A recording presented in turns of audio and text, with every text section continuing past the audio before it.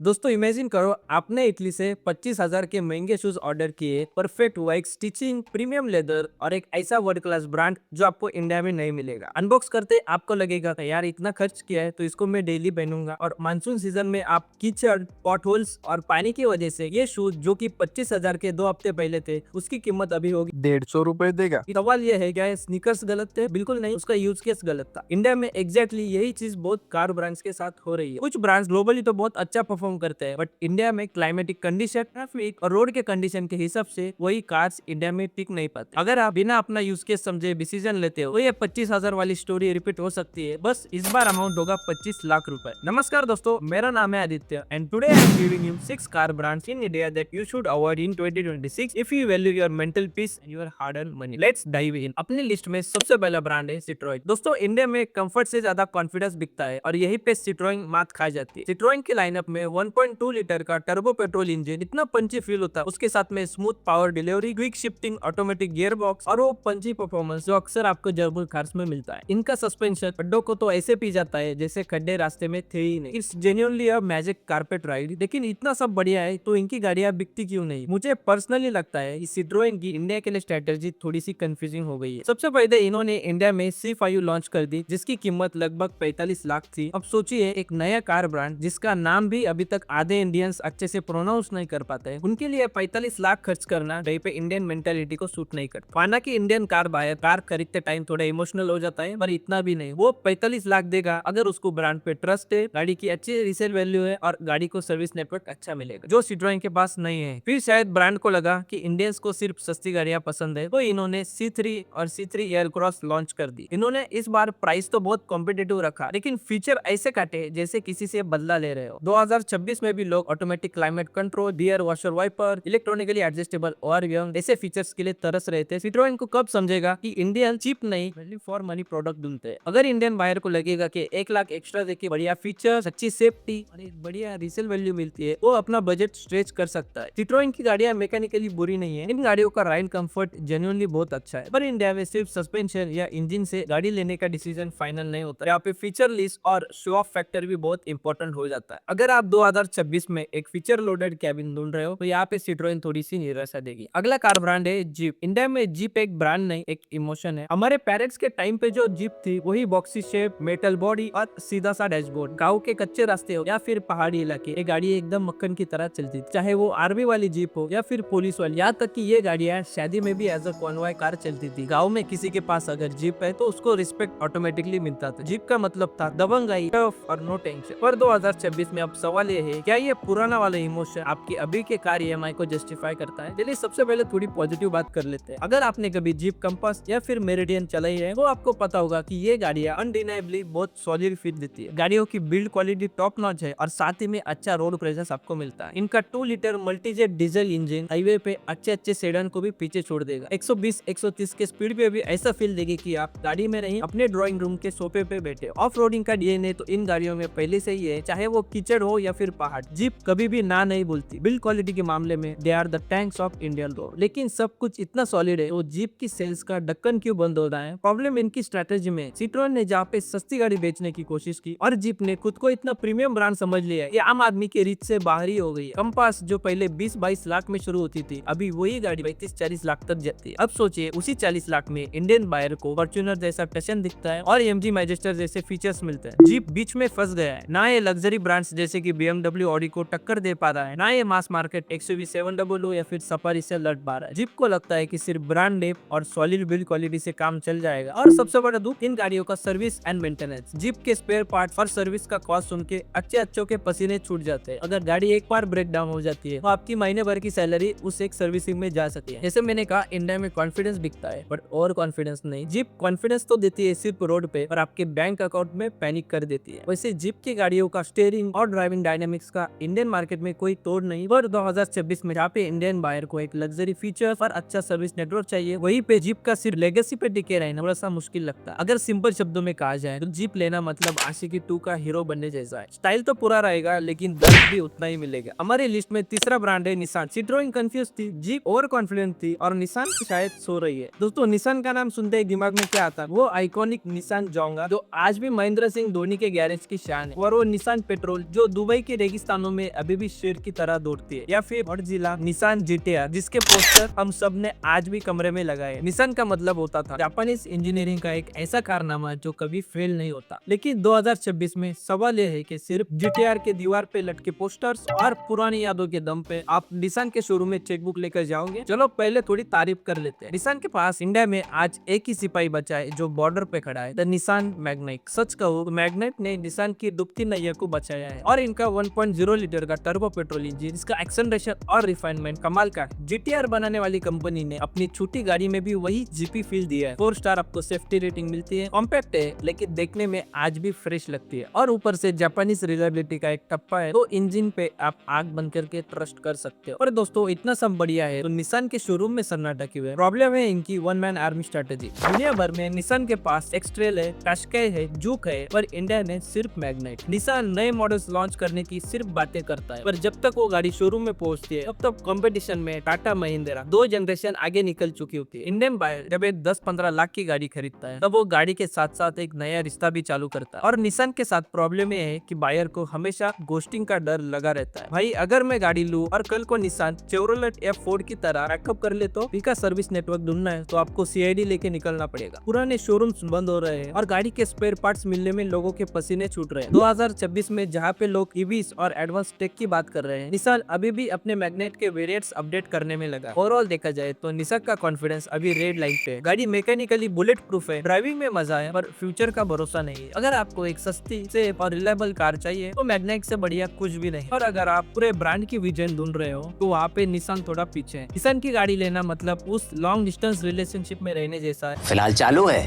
मतलब चल रहा है, मगर कब तक चलेगा इसकी गारंटी नहीं है। मुझे तो ऐसा लगता है इनकी मार्केट स्ट्रेटजी से ज्यादा एग्जिट स्ट्रेटजी पहले से बनी। अगला ब्रांड है MG मोटर्स। MG ने इंडिया में एक अलग ही वाइब सेट की थी, द इंटरनेट कार की। कार के अंदर का कंप्यूटर आपके कार की मैकेनिकल खामियों को छुपा सकता है, या सिर्फ एक बड़ी स्क्रीन और एक AI असिस्टेंट से आप रास्ता काट सकते हो। चलो पहले थोड़ी चमक दमक वाली बात कर लेते हैं। MG हेक्टर और एस्टर ने पूरे इंडियन कार मार्केट को हिला के रख दिया था, और अभी उसमें MG मैजिस्टर भी ऐड हो गई है, जो की अभी एज अ फॉर्च्यूनर राइवल देखी जा रही है। इसका रीजन था गाड़ी का God level interior, soft touch materials मिलेंगे, पैनोरामिक सनरूफ और वो 14 इंच का वर्टिकल डिस्प्ले, जहाँ पे आप अपनी सास कभी बहू थी का पूरा एपिसोड देख सकते हो।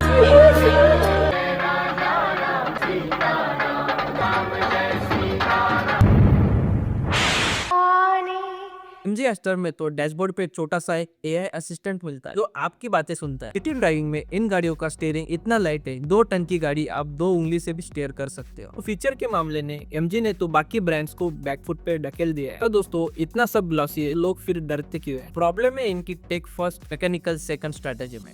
MG मोटर्स ने इंडिया को फीचर रिच तो बना दिया, पर इफिशियंसी के मामले में वो मात खा गए। इनका 1.5 litre turbo petrol engine highway पे पावर तो बहुत देता है, बट माइलेज का क्या? इसका माइलेज सुन के आपको मिनी हार्ट अटैक आ सकता है। 5-6 किलोमीटर का एवरेज एक मिडिल क्लास बायर के लिए पैसा बर्बाद वाला मूवमेंट है। और वही बात, सिट्रोएन का सस्पेंशन अच्छा था, जीप की बिल्ड क्वालिटी अच्छी थी, पर MG का सॉफ्टवेयर कब हैंग हो जाए आप बता नहीं सकते। लोगों ने रिपोर्ट किया है कि स्क्रीन हैंग होने की वजह से AC कंट्रोल नहीं कर पा रहे। अभी जो मैजिस्टर लॉन्च किए उसमें भी AC के कंट्रोल स्क्रीन में डाल दिए। इसके साथ साथ गाड़ी के सेंसर्स बिना बात के बीप करते हैं। सिंपल शब्दों में कहा जाए 2026 में ये गाड़ी एक गैजेट बन चुकी है, और गैजेट की एक्सपायरी डेट कार से बहुत पहले आ जाती है। इस गाड़ियों के कम सेल्स नंबर के पीछे एक रीजन ये भी है MG मोटर का ट्रस्ट फैक्टर। गाड़ी का नाम सुनते तो आपको ब्रिटिश हेरिटेज लगता है, पर इसका चाइनीज कनेक्शन और जियोपॉलिटिक्स की वजह से गाड़ी की रीसेल वैल्यू और लॉन्ग टर्म ट्रस्ट में हमेशा से एक सवाल खड़ा रहा है। ऊपर से इनका ग्लिची सॉफ्टवेयर और कॉम्प्लिकेटेड इलेक्ट्रॉनिक्स, एक बार वारंटी खत्म हुई तो रिपेयर का खर्चा आउट ऑफ कंट्रोल हो जाए। तो MG मोटर का कॉन्फिडेंस सिर्फ कनेक्टेड कार फीचर्स तक ही लिमिटेड है। अगर आपको एक ऐसी गाड़ी चाहिए जो दिखने में शो स्टॉपर हो, जिसमें हर एक फीचर हो जो आपको 50 लाख की गाड़ी में मिले, तो MG से बेटर कोई भी नहीं। पर अगर आप एक ऐसी गाड़ी ढूंढ रहे हो जो आने वाले 10 साल तक बिना सॉफ्टवेयर अपडेट के एक अच्छी माइलेज के साथ चले, तो शायद आप एक गलत दरवाजे पे खड़े हो। MG की गाड़ी लेना मतलब एक गेमिंग लैपटॉप खरीदने जैसा है। परफॉर्मेंस और RGB लाइटिंग तो फुल है, और बैटरी और फैन की आवाज आपको लाइफ टाइम परेशान करे। चलिए अब बात करते हैं अगले ब्रांड की, जो एक ड्राइविंग इंथुजियास्ट के लिए मंदिर बना हुआ है, वोक्सवैगन और स्कोडा की गाड़ी। अगर आपने कभी पोलो या फिर वेंटो चलाई है तो आपको पता होगा कि जर्मन इंजीनियरिंग का नशा क्या होता है। वो भारी दरवाजे का 3rd साउंड और वो स्टीयरिंग जो आपकी दिमाग की बातें सुनता है। हमारे लिए स्कोडा और फोक्सवैगन का मतलब है लग्जरी और मासेस। एक ऐसी गाड़ी जो 150 किलोमीटर की स्पीड पे भी रास्ते से चिपकी रहती है। लेकिन 2026 में सवाल ये है, सिर्फ ड्राइविंग प्लेजर के नाम पे आप सर्विसिंग और मेंटेनेंस पे अपनी जेब खाली करने के लिए तैयार हो? पहले थोड़ी सी दिल की बात कर लेते हैं। अगर आपको ड्राइविंग से प्यार है, वर्टस, फ्लेविया, टाइगून और कुशाक, तो इन गाड़ियों से बेहतर हैंडल होने वाली गाड़ियां इस बजट में आपको नहीं मिलेगी। इनका 1 लीटर TSI और 1.5 लीटर TSI एक छोटे डायनामाइट की तरह है। जैसे ही टर्बो किक इन होता है तो आपके चेहरे पे जो स्माइल आती है वो एक कोरियन फीचर लोडेड गाड़ी कभी दे नहीं सकती। इनका DSG गियर बॉक्स इतना फास्ट है कि आपके सोचने से पहले गियर चेंज हो जाता है। पर दोस्तों, अगर इतना सब कुछ प्रीमियम है तो फिर लोग स्कोडा या फोक्सवैगन की गाड़ी लेने से डरते क्यों है? प्रॉब्लम शुरू हुई इंडिया 2.0 स्ट्रेटेजी। फोक्सवैगन और स्कोडा ने सोचा इंडियंस को एक सस्ती गाड़ी चाहिए, तो इन्होंने कॉस्ट कटिंग के लिए लोकलाइजेशन करना चालू कर दिया। बट गाड़ी के ओवरऑल क्वालिटी में वो कॉस्ट कटिंग दिखने लगी है। लोगों ने रिपोर्ट किया है कि नए मॉडल्स में कैबिन के अंदर से रैटलिंग नॉइज आता है। इसी की कूलिंग इंडिया के 40-45 डिग्री सेल्सियस में थोड़ी ठंडी पड़ जाती है। इंडिया में कॉस्ट कटिंग के लिए सिट्रोन ने जहाँ पे फीचर्स कम किए, वहीं पे जर्मन भाइयों ने इंटीरियर क्वालिटी पे कॉम्प्रोमाइज किया। हालांकि दुनिया का सबसे फास्ट DSG गियर बॉक्स आप दे रहे हो, पर इंडिया के बम्पर टू बम्पर ट्रैफिक में ये बहुत जल्दी ओवरहीट हो जाता है और उसकी वजह से कब आपका 1-2 लाख का खर्चा करवा दे, इसका डर हमेशा से आपको बना रहे। इनका सर्विस कॉस्ट पहले से कम हो चुका है, बट स्पेयर पार्ट की अवेलेबिलिटी अभी भी एक दिक्कत का इशू है। अगर कोई छोटा सा सेंसर भी खराब हुआ तो वो जर्मनी से तो आएगा नहीं, पर उसका प्राइस टैग देख के तो आपको लगेगा कि ये शायद मेरे लिए स्पेशल डिलीवरी की गई है। फोक्सवैगन और स्कोडा की गाड़ियों में कुछ कॉमन प्रॉब्लम्स रही है, जैसे कि विंडो फेलियर या फिर फ्यूल पंप के इश्यूज, जो इनका आज भी पीछा नहीं छोड़ रहे। फोक्सवैगन स्कोडा वालों का कॉन्फिडेंस सिर्फ हाईवे तक ही लिमिटेड है और सर्विस सेंटर पहुंचते ही वही कॉन्फिडेंस और टेंशन में बदल जाएगा, आपको पता नहीं चलेगा। अगर आप एक ऐसे ड्राइवर हो जिसे हर मोड पर मजे चाहिए और मेंटेनेंस के लिए आपका बजट थोड़ा फ्लेक्सिबल है, तो आप इनके तरफ जरूर जा सकते हो। पर अगर आपको पीस ऑफ माइंड या फिर लो मेंटेनेंस कार चाहिए, ये जर्मन ब्यूटीज आपके लिए नहीं है। फोक्सवैगन स्कोडा की गाड़ी लेना मतलब एक सुपर मॉडल को डेट करने जैसा। दिखने में 10 on 10, घूमने में 10 on 10, जब बात मेंटेनेंस की आती है आपकी जेब खाली करने के लिए तैयार रहना। आज हमने 6 कार ब्रांड्स देखे। इन कार की ब्रांड में कोई भी दिक्कत नहीं है, सभी गाड़ियों की इंजीनियरिंग टॉप क्लास है। प्रॉब्लम सिर्फ इतनी है, इंडिया में 2026 में कार मार्केट बदल चुकी है। आज हमें सिर्फ एक सॉलिड बिल्ड क्वालिटी नहीं चाहिए, इसके साथ साथ reliability, sale service, value for money product चाहिए। अगर आप इनमें से कोई भी ब्रांड की गाड़ी ले रहे हो, 2 चीजें ध्यान में रखना। आपके घर के पास सर्विस सेंटर कितना दूर है, क्या आपने एक्सटेंडेड वारंटी ली है? क्योंकि दोस्तों, गाड़ी दिल से नहीं दिमाग से ली जाती है। वीडियो कैसी लगी कमेंट सेक्शन में बताइए। आपको कौन सा कार ब्रांड पसंद है और क्यों?